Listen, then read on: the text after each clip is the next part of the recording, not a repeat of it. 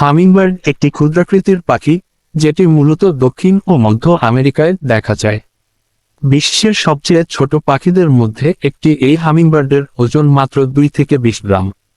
এরা তাদের ডানা অবিশ্বাস্য গতিতে প্রতি সেকেন্ডে 50 থেকে 80 বার ফরফর করে, যার ফলে তারা বাতাসে এক জায়গায় স্থির থাকতে পারে এবং পিছনের দিকেও উঠতে পারে, যা খুব কম পাখির পক্ষে সম্ভব। এদের হৃদস্পন্দন প্রতি মিনিটে 1200 বার পর্যন্ত হতে পারে এবং বিশ্রামের সময় তারা শরীরের তাপমাত্রা কমিয়ে শক্তি সঞ্চয় করে। হামিংবার্ড ফুলের মধু পান করে জীবনধারণ করে এবং সেই সঙ্গে পরাগ ছড়িয়ে দিয়ে পরিবেশে গুরুত্বপূর্ণ ভূমিকা পালন করে।